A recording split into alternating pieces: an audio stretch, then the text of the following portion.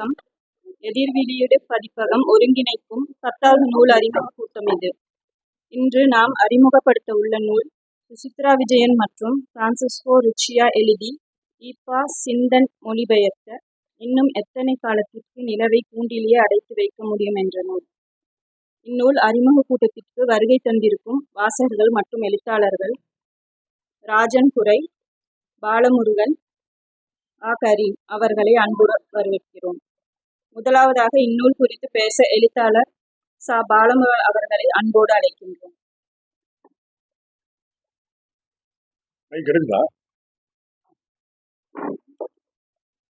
அன்பார்ந்த தோழர்களே,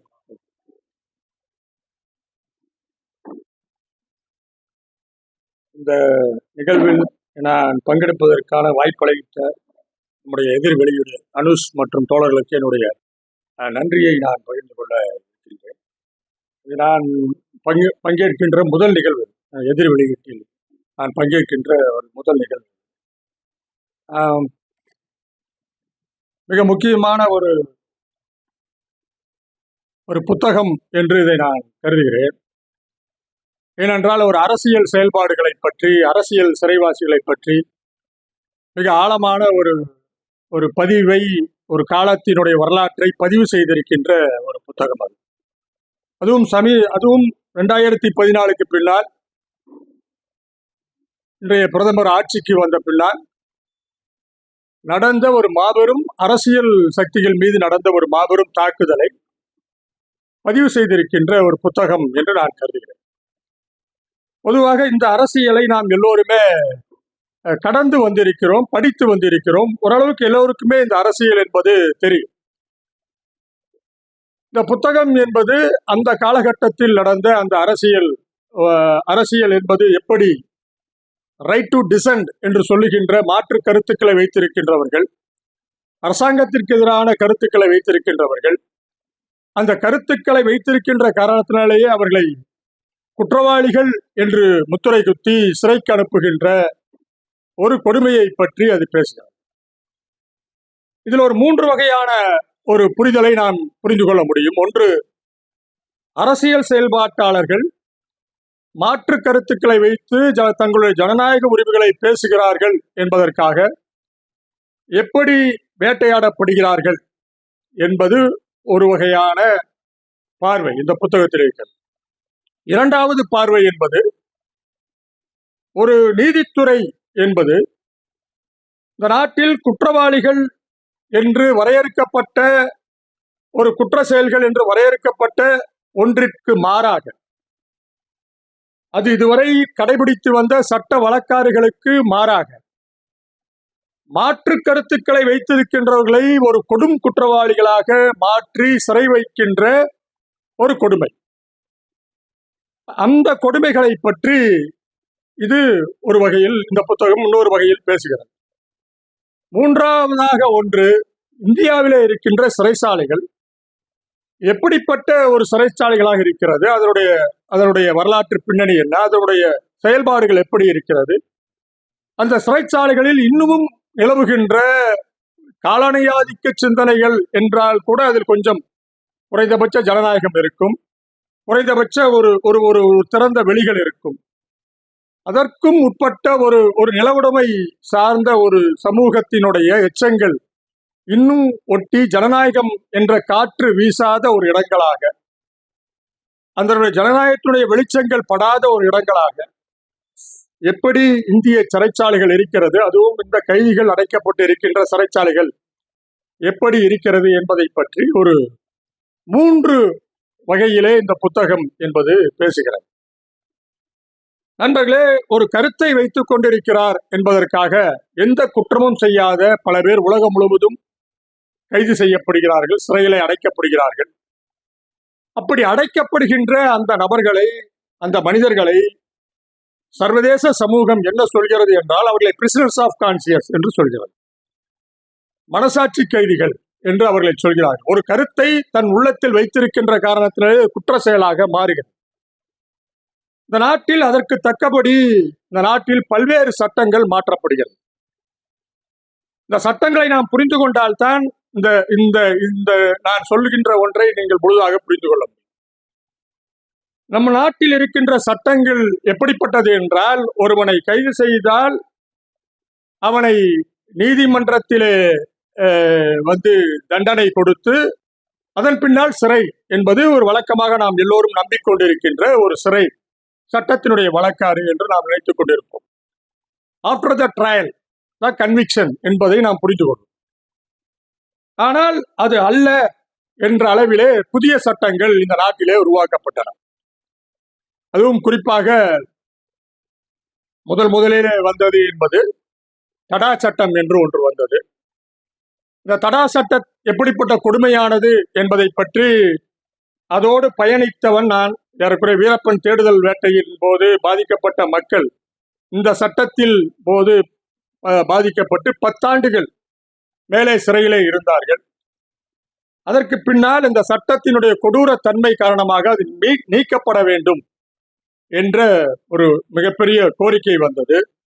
இந்த சட்டங்கள், இந்த பயங்கரவாத சட்டங்கள் எப்படிப்பட்டது என்றால், அதிலே ஒரு கிளாஸ் இருக்கிறது. அந்த கிளாஸுக்கு பெயர் சன்செட் கிளாஸ் என்று நாம் சொல்வோம்.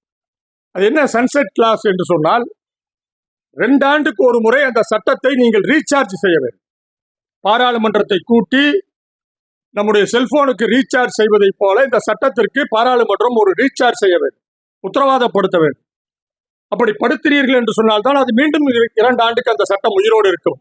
நீங்கள் பாராளுமன்றத்தை கூட்டி அந்த சட்டத்திற்கு உயிர் தராவிட்டால் அந்த சட்டம் தானாக செத்துவிடும். அதற்கு பெயர் சன்செட் கிளாஸ் என்று பெயர்.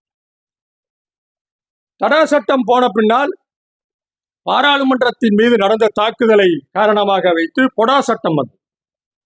பொடா சட்டத்தை ஆதரித்து அன்றைய பாராளுமன்றத்திலே மிக முக்கியமாக பேசிய ஒரு தலைவர் வைகோ அவர் சட்டத்தை ஆதரித்து.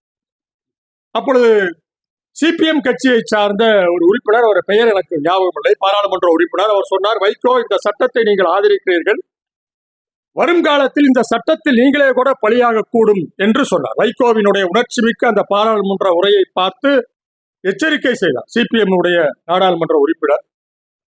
அதற்கு பின்னால் அந்த சட்டத்திலே வைகோ கைது செய்யப்பட்டார்.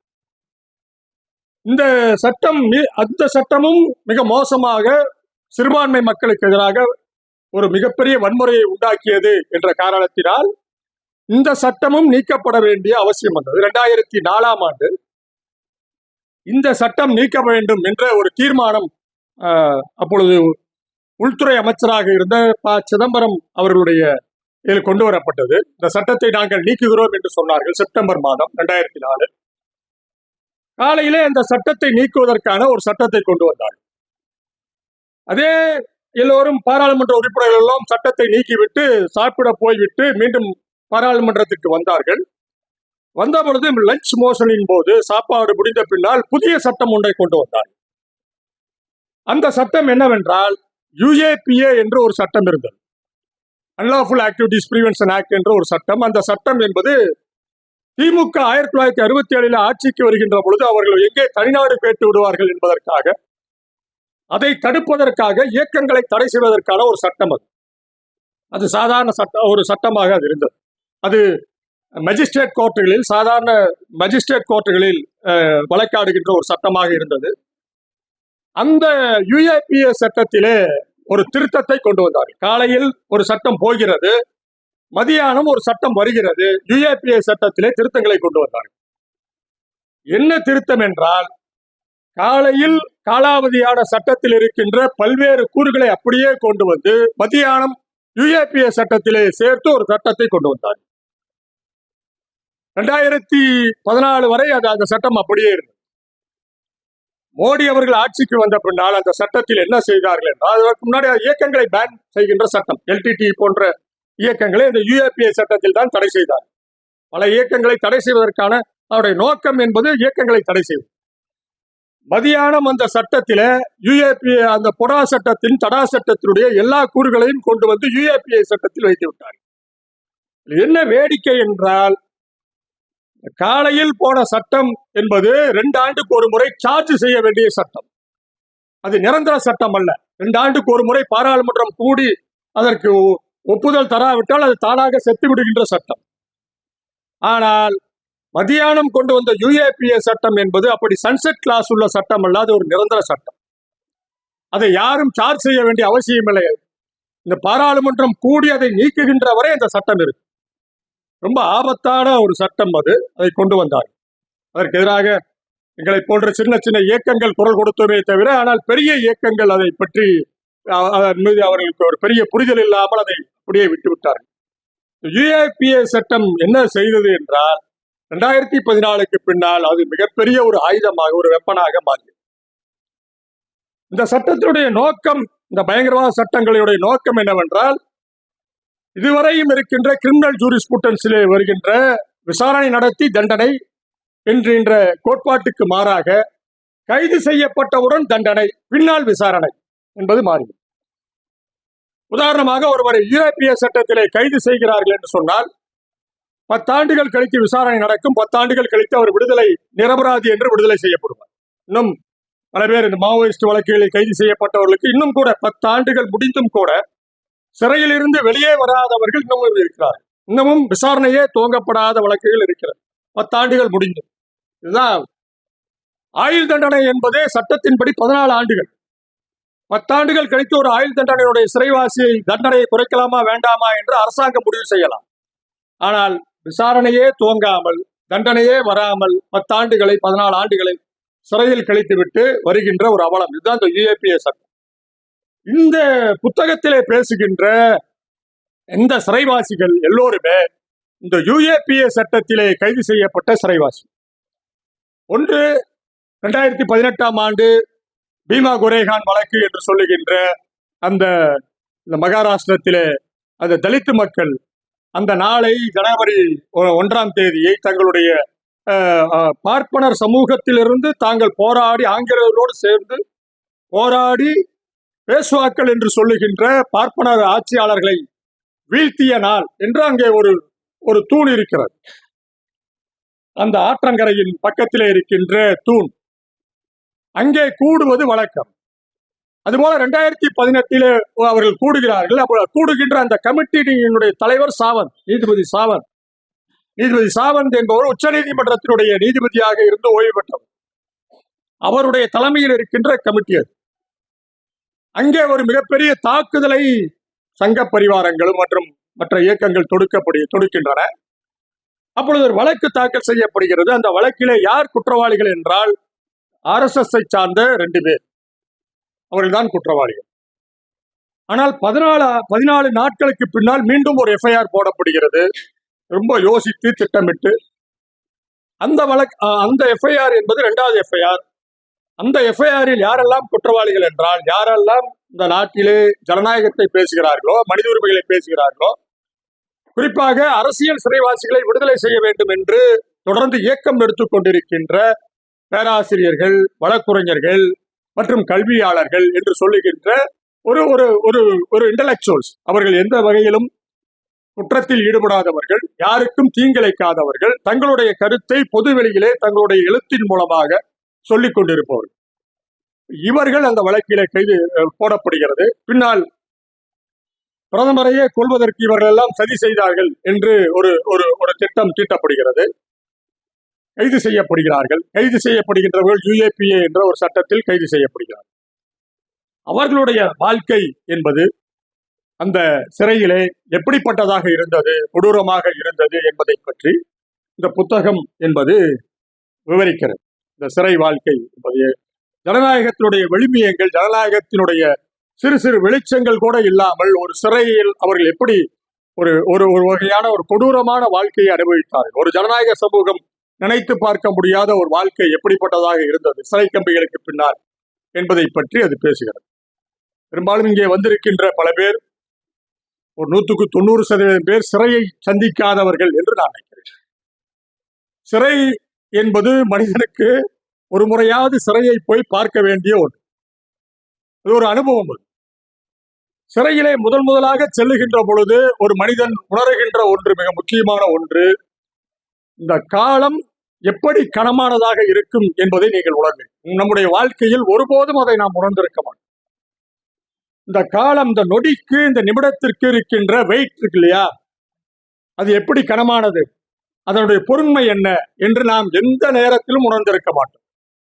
ஆனால் சிறைக்கு சென்ற பொழுது உங்களுக்கு தெரியும் காலம் எவ்வளவு கனமானதாக இருக்கு.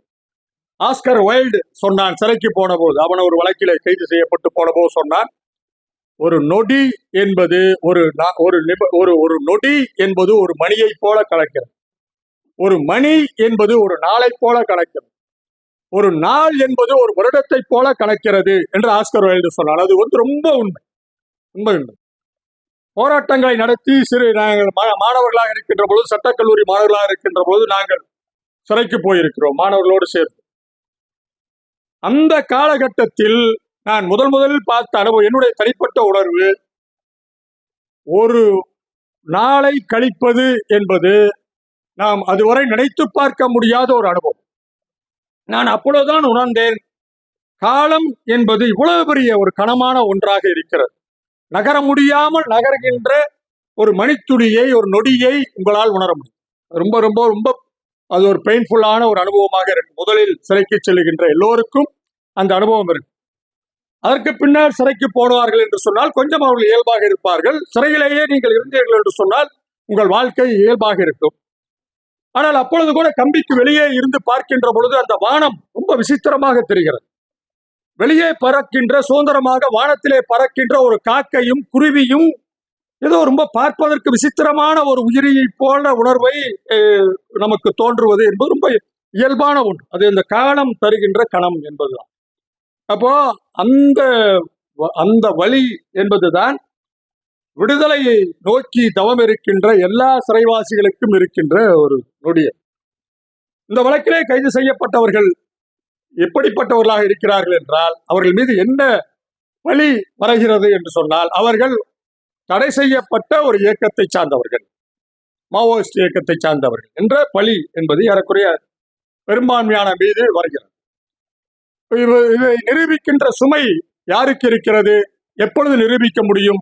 நான் அப்பாவி, நான் அது போல தொடர்பில் இல்லாதவன், இந்த வழக்கு என்பதெல்லாம் வழக்கு விசாரணைக்கு வருகின்ற போதுதான் நான் ஒருவரால் நிரூபிக்க முடியும். ஆனால் வழக்கு விசாரணை என்பது எப்பொழுது வரும் என்றால், அது 10 ஆண்டுகள் ஆகலாம், 7 ஆண்டுகள் 8 ஆண்டுகள் ஆகலாம். இது ஒரு பெரிய டிராவல். இந்த சிறையில இருக்கின்ற இந்த பீமா குரேகான் வழக்கில் இருக்கின்ற பல பேர் அந்த நொடிகளை, அந்த கணங்களை, தாங்கள் பட்ட வேதனைகளை கவிதைகளாக எழுதியிருக்கிறார்கள். அந்த வேதனைகளை பற்றி எழுதியிருக்கிறார்கள். நீதிமன்றங்கள் பெரும்பாலும் ஒரு பக்க சார்போடு நடந்து கொண்டதை அவர்கள் வெளிப்படுத்துகிறார்கள். இன்னொரு விஷயம் என்ன, நீதிமன்றங்கள் எப்படி நடந்து கொண்டது என்றால், அது சட்டத்தின் ஆட்சி வழியில் நடந்து கொள்ளவில்லை. அவர்கள் வம்படியாக, சட்டத்திற்கு புறம்பாக ஏதோ ஒரு வகையான ஒரு அதிகாரத்தினுடைய அசைவுக்கு கட்டுப்பட்டு நடந்து கொண்டார்கள். குறிப்பாக சொல்ல வேண்டும் என்றால், நிர்வாகத்துறையினுடைய அசைவுக்கு நீதித்துறை ஒத்திசைவாக நடந்து கொண்டது என்பதுதான் உண்மை. நிறைய கல்வியாளர்கள் பாத்தீங்கன்னா, பேராசிரியர்கள், பெரும்பாலும் பேராசிரியர்கள் கைது செய்யப்பட்ட பெரும்பாலும் பேராசிரியர்கள். சுரேந்திர காட்கில் என்று சொல்கின்றவர் இந்த பேராசிரியர்களுக்கெல்லாம் வழக்கு நடத்திய வழக்குரைஞர், அவரையும் கைது செய்கிறார். அவரும் சிறையில் இருக்கிறார். இன்றைக்கு வரைக்கும் அவர் விடுதலை என்பதில்லை. பேராசிரியர்களுக்கெல்லாம் விடுதலை ஆகிவிட்டது, வழக்குரைஞருக்கு விடுதலை இன்னும் ஆகிவிட்டது. இப்ப இந்த வாழ்க்கை என்பது, இந்த உச்ச நீதிமன்றம் என்பதும் பொதுவாக இயல்பாக கிடைக்க வேண்டிய ஒரு பிணையை கூட எந்த குற்றம் செய்யவில்லை. ஒரு கொலையை செய்யவில்லை, கொள்ளையடிக்கவில்லை, ஒருவனை காயப்படுத்தவில்லை, துப்பாக்கி வைக்கவில்லை. வெறும் புத்தகங்களை படித்துக் கொண்டிருந்தார்கள், ஆதரவாளர்களாக இருந்தார்கள். இந்த UAPA சட்டத்திலே என்ன ஒரு பிரிவு 2018 அமெண்ட்மெண்டில் கொண்டு வரப்படுகிறது என்றால், நீங்கள் ஒரு குற்ற செயலில் ஈடுபட வேண்டும் என்ற அவசியம் இல்லை. எதிர்காலத்தில் நீங்கள் குற்ற செயலில் ஈடுபடுவீர்கள் என்று அரசாங்கம் கருதினால் உங்களை UAPAவில் கைது செய்யலாம். எதிர்காலத்தில், இன்னைக்கு இல்லை, இன்னைக்கு நீங்க ரொம்ப நல்லவர் தான், நீங்க ரொம்ப அமைதியான காந்தியவாதி தான், ஆனால் எதிர்காலத்தில் நீங்கள் ஒரு மாவோயிஸ்டாக மாறுவீர்கள் என்று அரசாங்கம் கருதினால் உங்களை கைது செய்யலாம். இதெல்லாமே எப்படி எதிர்காலத்தில் நான் எப்படி இருப்பேன் என்பதை நானோ என்னுடைய அரசாங்கமோ காவல்துறையோ எப்படி முடிவு செய்யும்? இதெல்லாம் ஒரு அர்த்தமற்ற சட்டங்கள். அது அர்த்தம் என்னன்னா, இந்த நாட்டில் இருக்கின்ற எவனை வேண்டுமானாலும் நான் கைது செய்யலாம். அவன் காந்தியவாதியா, அவன் பரமசாதுவா, அவன் வாழ்க்கையில் ஒரு முறை கூட ஒரு எறும்பை கூட நசுக்காத அப்பாவியா? இதெல்லாம் பிரச்சனை அல்ல. அரசாங்கத்திற்கு எதிராக நீங்கள் அரசாங்கம் பார்த்து நினைத்தால் உங்களை சிறை வைக்க முடியும். அதற்கு தக்கபடி சட்டங்களை நாங்கள் உருவாக்கி இருக்கிறோம் என்பதுதான் இந்த. இது ரெண்டு ஒரு விஷயம். பீமா கோரேகான் வழக்கு என்பது ஒன்றும், அதே போல மத்திய இந்தியாவில் பழங்குடி மக்கள் பல பேர் இருக்கிறார்கள். இன்னைக்கு கூட பல பேரை கொன்று கொண்டு இருக்கிறார்கள். அந்த மத்திய இந்தியாவிலே இருக்கின்ற பழங்குடி மக்கள் இவர்களுக்காக பேசுவதற்கு ஒரு நாதி இருக்கிறது, குறைந்தபட்சம் பேசுவதற்கு ஒரு பொது சமூகம் இருக்கிறது. ஆனால் நூற்றுக்கணக்கான பழங்குடி மக்கள் இதே போன்ற வழக்குகளிலே கைது செய்யப்பட்டிருக்கிறார்கள். அவர்களை சிறையிலே போய் பார்ப்பதற்கு கூட எவரும் இல்லை என்பதை இந்த புத்தகத்திலே அவர்கள் பதிவு செய்கிறார்கள். நீதித்துறை முடக்கடியாக இருந்தது, முரட்டுத்தனமாக இருந்தது. ஒருவேளை உங்களுக்கு ஜாமீன் வழங்க வேண்டும் என்று சொன்னால் நீதிமன்றம், யுஏபிஏவில் உங்களுக்கு ஜாமீன் வழங்க வேண்டும் என்று சொன்னால் நீதிமன்றம் நீங்கள் அப்பாவி என்பதை நம்புவ வேண்டும். அப்பொழுதுதான் உங்களுக்கு ஜாமீன் தர முடியும். வழக்கே விசாரிக்காமல், வழக்கே நடத்தப்படாமல், சாட்சிகளே விசாரிக்கப்படாமல் நீதிமன்றத்திலே குற்றம் சாட்டப்பட்டு சிறையிலே இருக்கின்ற ஒருவன் தான் அப்பாவி என்று நீதிமன்றத்தை எப்படி நம்ப வைக்க முடியும்? அதெல்லாம் ஒரு மிக முக்கியமான ஒரு வழக்கு. டிரகோனியன் லா என்று நாம சொல்கிறோம் இல்லையா, மிக மோசமான ஒரு சட்டம் இது. இந்த சட்டத்தில் சிறைப்பட்ட பல பேருடைய அந்த விடுதலை வேட்கை, இதுல நிறைய பேர் நிறைய அறிவுஜீவி இருக்கிறார்கள். இந்த நாட்டினுடைய பிரதமர் சொன்னார், நாங்கள் துப்பாக்கியோடு மட்டும் வரவில்லை, நாங்கள் பேனா வைத்திருப்பவர்களையும் ஒடுக்குவோம் என்று சொன்னார். துப்பாக்கிகளை மட்டும் நாங்கள் முறிக்க மாட்டோம், பேனாவோடு வருவர்களை நாங்கள் முறிப்போம். இவர்கள் தான் ஏதோ ஒரு வகையில இந்த கருத்தை விதைத்துக் கொண்டிருக்கிறார்கள். அர்பன் நக்சல் என்று ஒரு பெயர் வைக்கப்பட்டது. ஒரு ஏழைக்கு சாப்பாடு இல்லை, அவனை ஏன் கொள்கிறீர்கள் என்று நீங்கள் சொன்னால் உங்களை மனித உரிமை போராளிகள் என்று எடுத்துக்கொள்வதற்கு பதிலாக உங்களை அர்பன் நக்சல் என்று ஒரு நாட்டினுடைய பிரதமர் முத்திரை குத்துகின்ற அளவுக்கு இந்த நாட்டிலே மனித உரிமை என்பதனுடைய தரம் என்பது காலில் போட்டு மிதிக்கப்படுகின்ற அவலம் இருக்கிறது. ரொம்ப இதுதான் ஒரு சொல்லாடல், அர்பன் நக்சல். ஏழைகளுக்காக நீங்கள் இறக்கப்படுகிறீர்கள், ஏழைகளை கொள்ளாதீர்கள் என்று சொல்கிறீர்கள், ஏழைகளை ஏன் சுரண்டுகிறீர்கள் என்று சொல்கிறீர்கள், அவர்களை ஏன் சித்திரவதை செய்கிறீர்கள் என்று சொன்னால் உங்களுக்கு ஒரு முத்திரை வருகிறது, அர்பன் நக்சல் என்ற ஒரு முத்திரை குத்தப்படுவது. இந்த வாழ்க்கையில் சம்பந்தப்பட்டவர்களை பற்றின இவர்களுடைய துயரங்களை, துன்பங்களை, இவர்கள் எப்படி புனையப்படுகிறார்கள், எப்படி வழக்குகளில் சிக்க வைக்கப்படுகிறார்கள் என்பதை பற்றி அந்த அனுபவங்களின் ஊடாக 2 ஆசிரியர்கள் இந்த புத்தகத்தை எழுதியிருக்கிறார்கள். நாம் கடந்து வந்த பல விஷயங்களை நாம் கடந்து வந்திருக்கிறோம். ஒன்று, மிக முக்கியமான ஒன்று, உங்களை கைது செய்ய வேண்டும் என்று ஒரு அரசாங்கம் முடிவு செய்கிறது என்று சொன்னால் இயல்பாக 2014க்கு முன்னால் எப்படி கைது செய்வார்கள் என்றால், ஏறக்குறைய இந்த பகுதியில் அதிகமான ஒரு அரசியல் வழக்குகளை, அரசியல் கைதிகளுடைய விடுதலைக்கு குரல் கொடுத்தவன் என்ற முறையில், எனக்கு பல அரசியல் கைதிகளுடைய விடுதலைக்காக நின்றவன் என்ற முறையில் ஒவ்வொரு காலகட்டத்திலும் ஒவ்வொரு வகையான வழக்குகள் போடுவது என்பது இயல்பாக நடக்கும். ஒரு காலத்தில் 124A என்று சொல்லுகின்ற ராஜதுரோக வழக்குகளை போடுவார்கள். இன்னொரு ஆட்சியின் போது வேறொரு சட்டத்தை பயன்படுத்துவார்கள். ஆனால் இது போன்ற ஒரு பயங்கரவாத சட்டத்தை பயன்படுத்தி சிறையிலே அடைப்பது என்ற ஒன்று என்பது நாட்டில் இருக்கின்ற மக்கள் மத்தியில், கருத்துக்களை பேசுகின்றவர்கள் மத்தியில் அவர்களை அறியாமல் ஒரு அச்ச உணர்வை உண்டாக்கும். நீங்கள் ஒரு கவிதையை எழுதுகின்ற பொழுது, ஒரு கதையை எழுதுகின்ற பொழுது, ஒரு கட்டுரையை எழுதுகின்ற பொழுது, எழுதுகின்ற பேனா ஒரு நொடிகள் நின்று, இந்த கவிதையை நான் எழுதினால் எதிர்காலத்தில் கொஞ்சம் பேர் மனம் புண்பட்டது என்று ஆர்ப்பரித்து ஆர்ப்பாட்டம் செய்து என் வீட்டின் முன்னால் நிற்பார்களே, என்னை காவல் நிலையத்துக்கு அழைத்துச் செல்வார்களே, என் மீது பொய் வழக்குகள் போடுவார்களே என்று நான் அச்சப்பட்டு என் பேனா எழுத மறுத்தது என்று சொன்னால், ஒரு இலக்கியத்தை, கவிதையை, கதையை, ஒரு கட்டுரையை எழுத மறுக்கிறது என்று சொன்னால் என் நாட்டில் ஜனநாயகம் இல்லை என்று பொருள், வேற ஒன்றும் இல்லை. என் நாட்டில் ஜனநாயகம் இல்லை.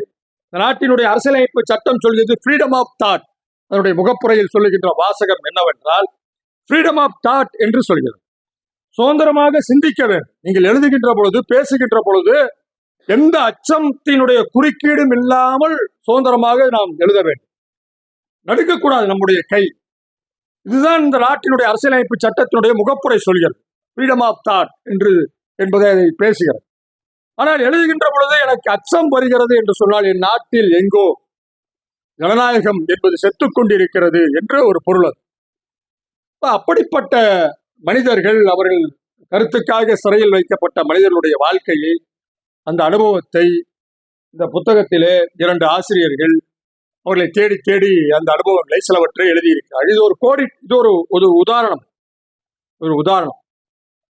இது வெளியே வராத பல விஷயங்கள் இன்னும் இருக்கிறது. ஆனா இந்த புத்தகம் என்பது இன்னும் எத்தனை நாள் இந்த சுதந்திரத்தை, அந்த நிலவை கூண்டில் அடைத்து வைப்பீர்கள் என்பதுதான். Where the mind is without fear, where the knowledge is free என்று சொல்லி ரவீந்திரநாத் தாகூருடைய கவிதை இருக்கிறது.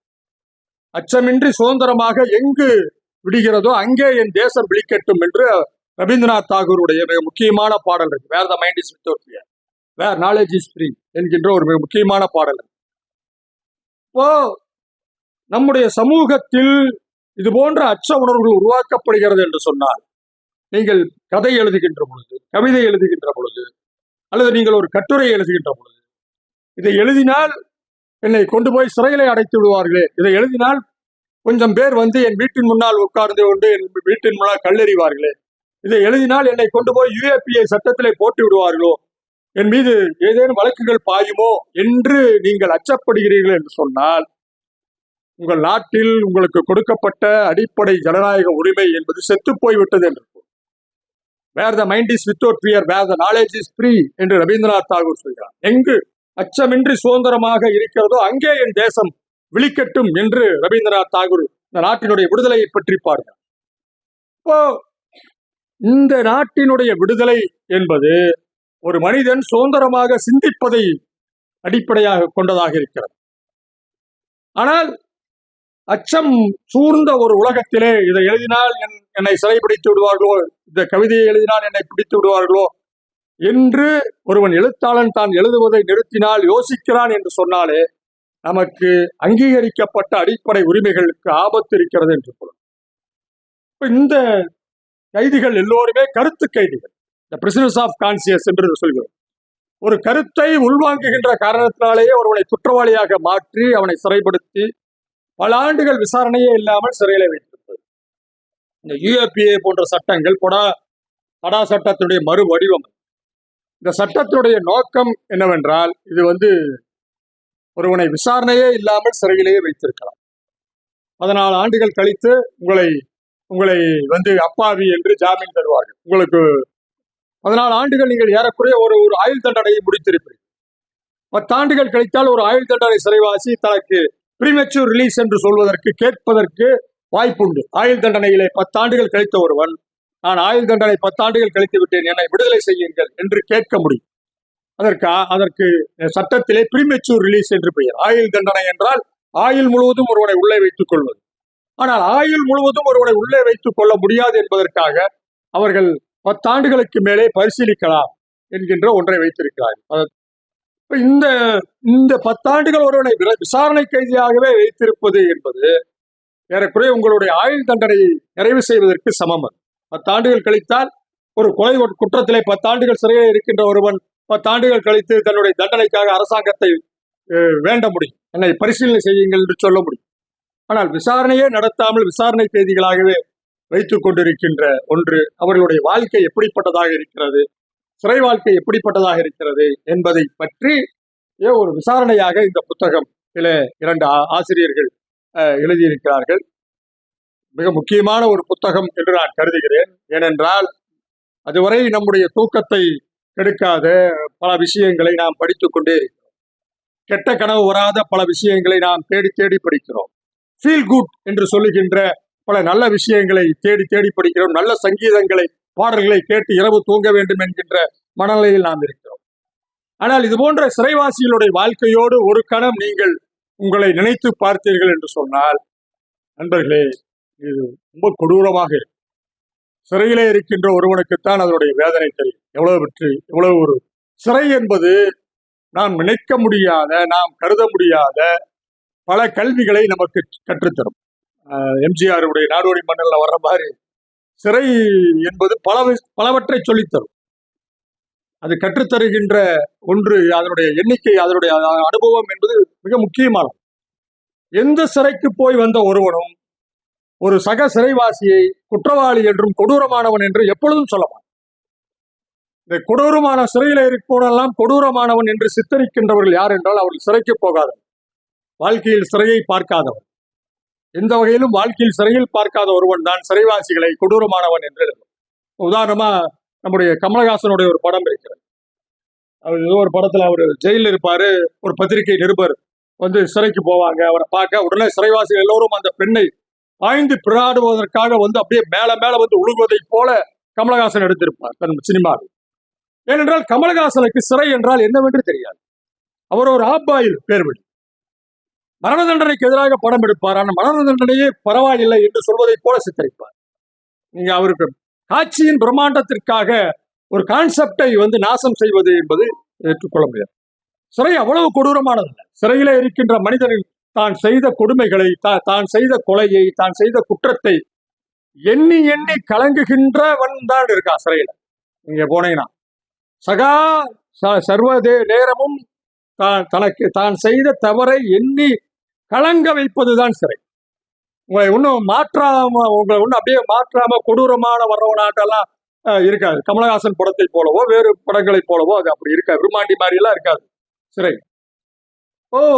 எந்த சிறைக்கு போய் வந்த ஒரு மனிதனும் நீங்க பாத்தீங்கன்னா சிறையிலிருந்து வெளியே வந்த பின்னால் அவர்கள், நம்முடைய எழுத்தாளர்கள், நம்முடைய அரசியல்வாதிகள் என்ற எல்லோரும் சிறையிலே இருந்த தன்னுடைய சக தோழனை பற்றி புத்தகங்களை எழுதியிருப்பதை உள்ளார் பார்க்க.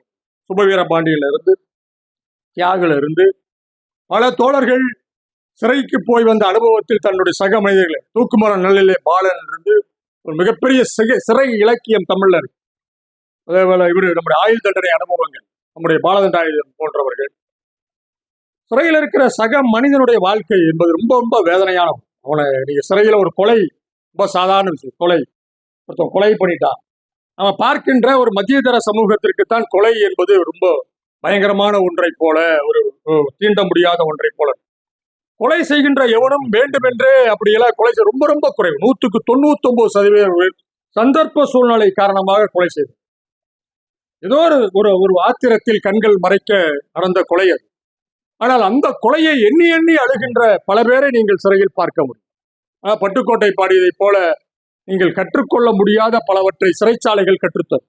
நீங்கள் பல்கலைக்கழகங்களில், நம்முடைய கல்லூரிகளில் கற்றுத்தர முடியாத மனிதத்தை சிறைச்சாலை கற்றுத்தரும். எனவேதான் பல பேர் சிறையிலிருந்து வந்தபோது தன்னுடைய சக சிறைவாசிகளை பற்றி பல விஷயத்தை எழுதியிருக்கிறார். எல்லா மனிதனும் அதை எழுதி கொண்டே இருக்கிறார். நண்பர்களே, இந்த புத்தகம் என்பது அந்த அரசியல் கைதிகளுடைய வாழ்க்கையை பற்றி பேசுகிறது.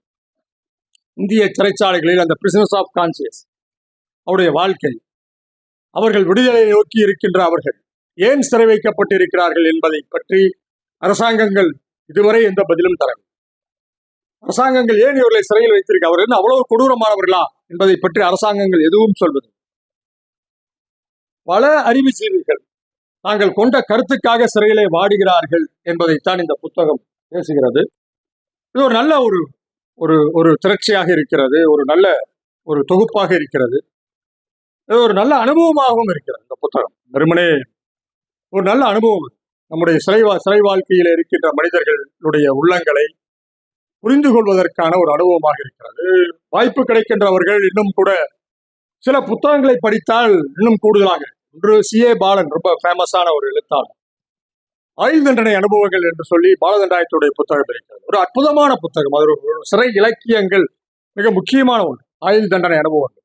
கோவை மத்திய சிறையிலே ஆயுள் தண்டனை சிறைவாசியாக இருந்த இந்திய கம்யூனிஸ்ட் கட்சியினுடைய மிக முக்கியமான தலைவர் பாலதண்டாயத்தினுடைய அந்த அனுபவங்கள் என்பது இந்த சமூகத்திற்கு ஒரு மிக முக்கியமான பாடம்.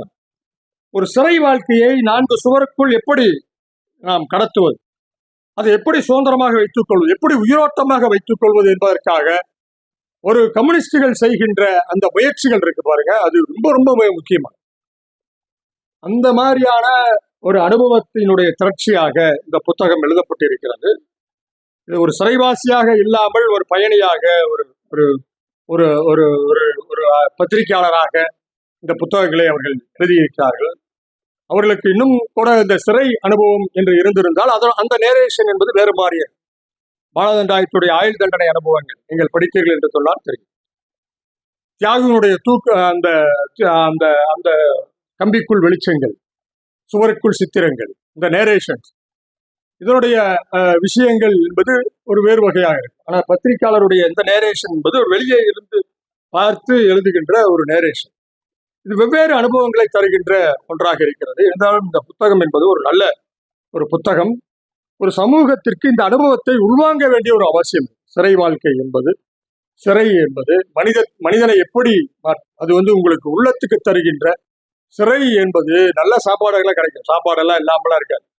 சாப்பாடு கிடைக்கும். அறுசுவை உணவு இல்லாவிட்டாலும் வயிற்றுக்கு பசிக்கு சாப்பாடு கிடைக்கும் சிறையில்.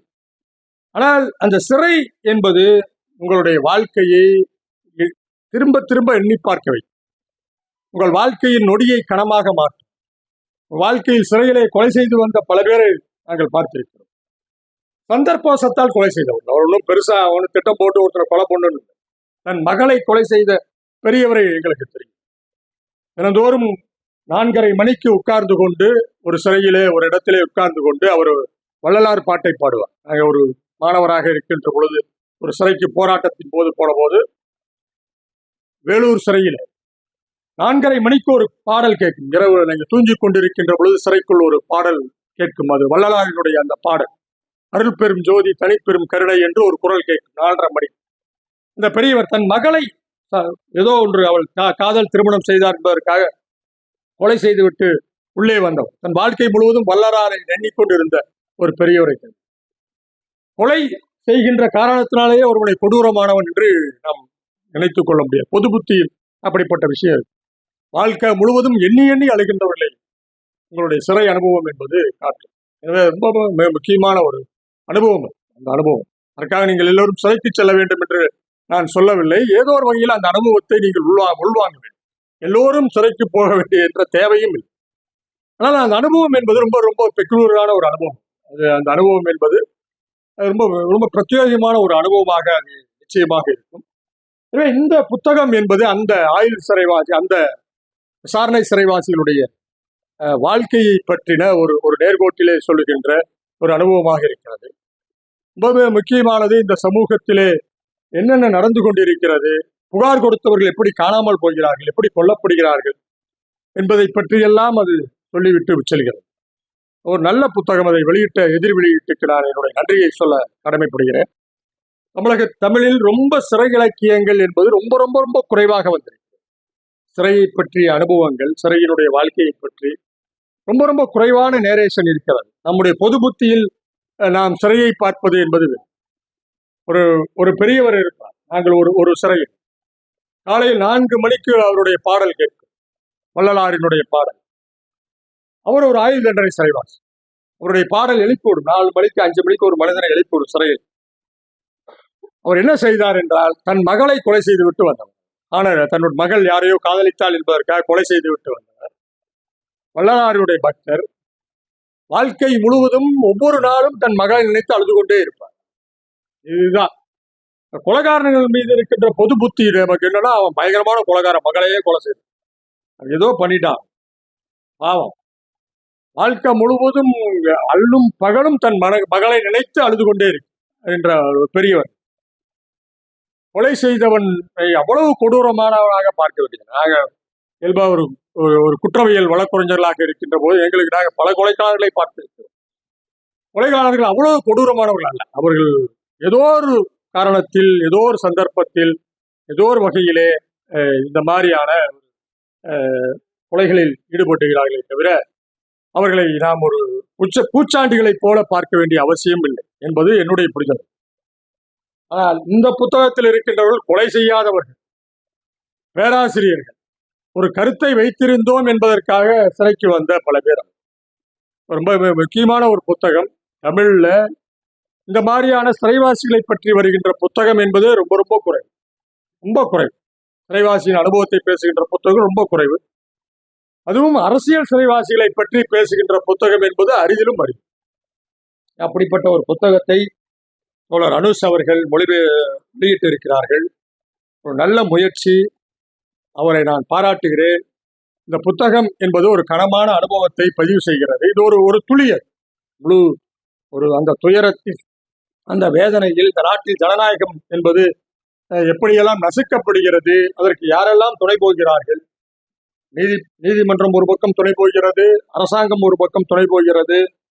சிறைத்துறை அவர்களை நெறிப்படுத்துவதற்கு பதிலாக அதுவும் அதுவும் வன்முறைகளை செய்து கடுமைகளை காட்டி, அதுவும் மனிதனை ரிஃபார்ம் செய்வதற்கு பதிலாக அவனுடைய மனதை இருக்கின்ற அந்த நம்பிக்கைகளை பிடுங்கி எறிகிறது சிறை.